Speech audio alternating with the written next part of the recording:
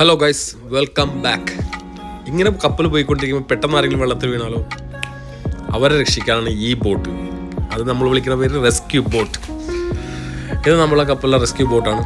ഈ ക്രെയിൻ വെച്ചാണ് rescue boat നമ്മൾ ലോഞ്ച് ചെയ്യണം.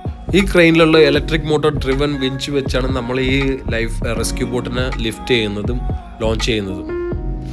കാണാം, നമ്മുടെ ഔട്ട്ബോർഡ് എഞ്ചിൻ കണ്ട് സൈഡിൽ ഫെൻഡേഴ്സ് ഉണ്ട്. പിന്നെ നമുക്ക് കാണാവുന്നത് ഇതിൻ്റെ കപ്പാസിറ്റിയാണ്. 6 ആളുകൾക്കുള്ളതാണ് ഈ റെസ്ക്യൂ ബോട്ട്. അത് ഇൻക്ലൂഡിങ് റെസ്ക്യൂ ചെയ്ത് കൊണ്ടുവരുന്ന ആളിനെ ഉൾപ്പെടുത്തിയിട്ടുള്ളതാണ് ഇത്.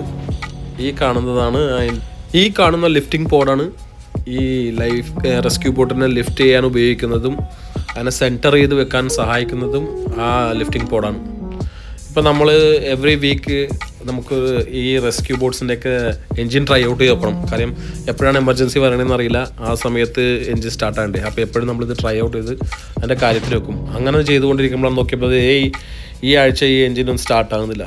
അപ്പോൾ ഈ ഔട്ട്ബോർഡ് എൻജിൻ്റെ കവർ അഴിച്ച് നമ്മൾ ചെറിയ പണിയൊക്കെ നടത്തി ശേഷം തിരിച്ച് കവർ ഫിക്സ് ചെയ്ത് എന്നിട്ട് നമ്മളെ തേർഡ് എഞ്ചിനീയർ ഇത് ട്രൈ ഔട്ട് ചെയ്യാനാണ്. അപ്പോൾ പുള്ളി ട്രൈ ഔട്ട് ചെയ്താണ്, വലിച്ച് സ്റ്റാർട്ട് ചെയ്യാനാണ്.